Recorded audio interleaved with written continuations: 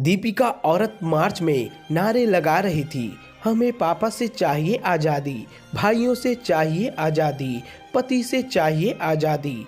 पापा अगले दिन सुबह दीपिका से बोले, बेटी बधाई हो, मैंने औरत मार्च से प्रभावित होकर तुम्हें आज से आज़ाद कर दिया है। अब तुम अपनी मर्जी की मालकिन हो। पापा यह कहकर ऑफिस चले गए। पापा के जाने के बाद दीपिका ने अपने बॉयफ्रेंड और अपने दोस्तों को औरत मार्च की कामयाबी की खुशखबरी सुनाई। शाम में पापा ऑफिस से आते ही दीपिका से पूछने लगे, दीपिका अभी तक तुम घर पर ही हो? दीपिका हैरत से कहने लगी, क्यों डैड, मुझे कहाँ जाना था? सुबह तुम्हें कहा था ना तुम आज़ाद हो। चलो शाबाश, अपना सामान पैक करो और यहाँ से निकल जाओ। दीपिका बोली, लेकिन डैड, पापा बात काटते हुए बोले, लेकिन वेकिन कुछ नहीं, जो कह दिया सो कह दिया। अब दीपिका के पास दो रास्ते थे, एक तो वह कि घर से निकल जाए, दूसरा यह कि पापा के कदमों में गिरकर माफ़ी मांगे, शायद माफ़ी मिल जाए। लेकिन दीपिका ने अपने खूबसूरती के घमंड में घर से निकलना सही समझा और अपने बॉयफ्रेंड का नंबर मिलाया। हेलो, तुम कहाँ हो राज? जान परेशान लग रही हो, कोई प्रॉब्लम? वो डैड ने घर से निकाल दिया है, मुझे तुम्हारे साथ रहना है। डोंट वरी यार, आ जाओ, I will wait you. Deepika Raj के साथ रहने लगी। एक दिन राज के कहने पर दीपिका अपने पापा के पास गई और बोली, डैडी, मुझे आपकी जायदाद में से हिस्सा चाहिए। तभी दीपिका के पापा प्यार से बोले, तुम्हारे औरत मार्च में विरासत का कोई जिक्र मैंने नहीं देखा। बाप की जायदाद में से हिस्सा लेना तो बेटी का हक है।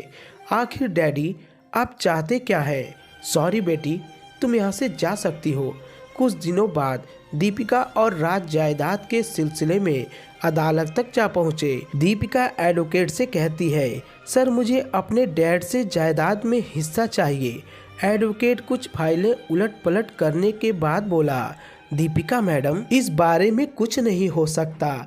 आपके पापा ने अपनी सारी जायदाद अपने बेटे और अपनी छोटी बेटी के नाम कर दी है। सॉरी। मायूस होकर दोनों घर को लौट गए। कुछ दिनों बाद एक रात राज एक लड़की को हाथ में हाथ डाले घर में दाखिल हुआ। दीपिका यह मंजर देखकर सकपका गई और राज को सवालिया नज़रों से घूरने लगी। दीपिका, इससे मिलो, यह प्रिया है, मेरी मंगेतर। मेरे पेरेंट्स ने इससे मेरी शादी अरेंज कर दी है और दीपिका, तुम्हें अब यहाँ से जाना होगा। परिवार में बहुत बातें बन रही हैं, तुम चाहो तो एक दो दिन और रुक जाओ, लेकिन जाना तो है ही। Okay bye. राज यह कहते हुए दूसरे कमरे में चला गया।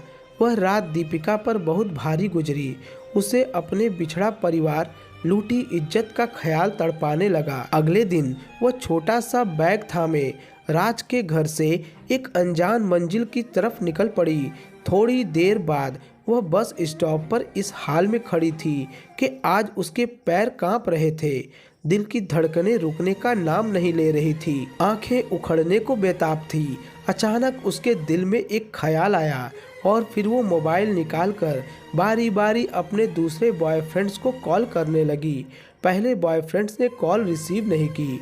दूसरे बॉयफ्रेंड ने दीपिका का दुखड़ा सुनने के बाद बोला, मेरे पास जगह ही नहीं है। तीसरा बॉयफ्रेंड, मैं तुम्हें जरूर अपने पास बुला लेता, लेकिन मैं एक दो दिनों में बिजनेस के सिलसिले में बाहर जा रहा हूँ, सॉरी डियर। चौथा बॉयफ्रेंड, बेबी, मैं तुम्हें बहुत चाहता हूँ, पर क्या करूँ, मेरे परिवार के सभी लोग बहुत बातें बनाएंगे, तुम कुछ और देख लो। सबके जवाब सुनकर दीपिका का दिल मचल गया। आंखों से आंसुओं का बांध टूट गया। आंसू उमड़कर चेहरे को तर करने लगे। आज दीपिका अपना चेहरा छुपाना चाहती थी, लेकिन कंधे पर दुपट्टा न सर पर छत। वह अपने रुमाल से अपना चेहरा छुपाने की नाकाम कोशिश कर रही थी। जी हाँ, वही चेहरा जिसे छुपाते हुए उसे शर्म महसूस होती थी। खैर, दीपिका ने बोझल कदमों के साथ चलना शुरू किया और अपने शहर के बने हुए एक लोक कल्याण लेडीज होम में रहने लगी। अब उसे अपनी औकात नज़र आ रही थी कि वह टिश्यू पेपर है या डिस्पोजल बर्तन जिसे इस्तेमाल करके कूड़े के ढेर में फेंक दिया जाता है, यह दुनिया गोल है। दीपिका जिस मर्द से आज़ादी का नारा लगाकर चली थी, आज वह जिस विभाग के रहमो करम पर है, उसका मालिक भी एक मर्द ही है।